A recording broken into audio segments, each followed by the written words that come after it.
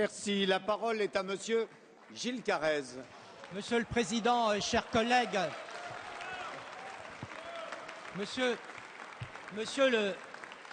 le Premier ministre, c'est en tant que président de la Commission des finances de notre Assemblée que je veux vous faire part de ma très grande inquiétude sur l'évolution de nos comptes publics depuis le début de l'année.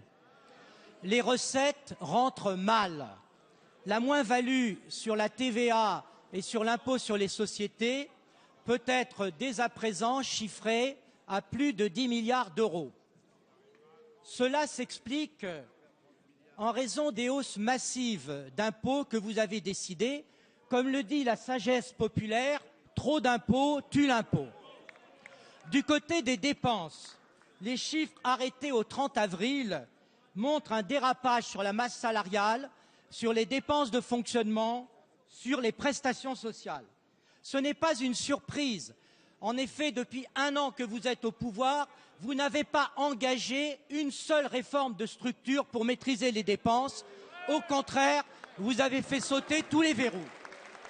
Mon inquiétude, Monsieur le Premier ministre, vient de ce que, face à la gravité de la situation, vous et votre gouvernement semblez vous réfugier dans une sorte de déni de la réalité.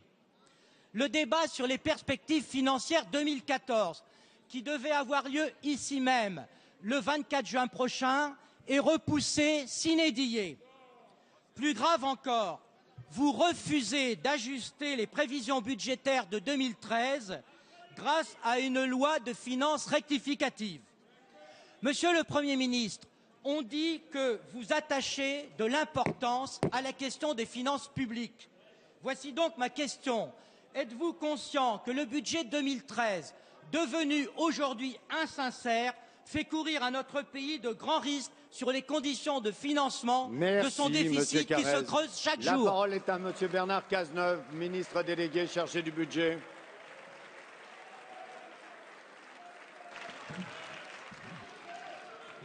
Allez, on écoute, s'il vous plaît.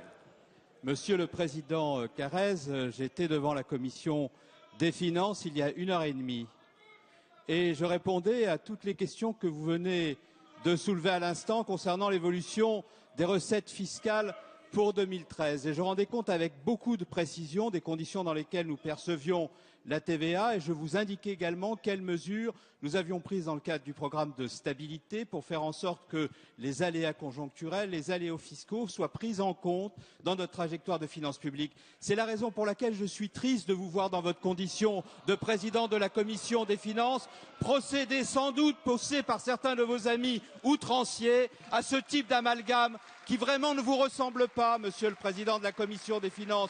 Je vous ai connu infiniment plus modéré. Vous parlez, Monsieur le Président de la Commission des finances, du matraquage fiscal. Mais laissez-moi vous rappeler, Monsieur le Président de la Commission des finances, ce qui a été fait par la majorité que vous souteniez quelques mois avant les élections présidentielles, quelques mois avant l'alternance. Vous avez fait 20 milliards de prélèvements supplémentaires en 2011.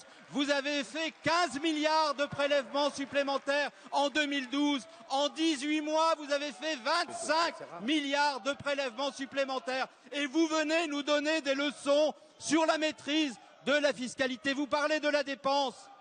Mais les dépenses publiques ont augmenté de 170 milliards sous le précédent quinquennat. Elles ont augmenté en moyenne de 1,7% sous le précédent quinquennat. Elles augmentent désormais de 0,5, c'est-à-dire 4 fois moins, et nous avons fait 300 millions d'économies sur le budget de l'État. Alors, Monsieur Carrez, voilà la réalité des chiffres. Elle est très loin de ce que vous venez d'indiquer. Et il n'y aura pas de loi de finances rectificative pour une raison très simple. C'est que nous n'allons pas rajouter de l'impôt à la récession.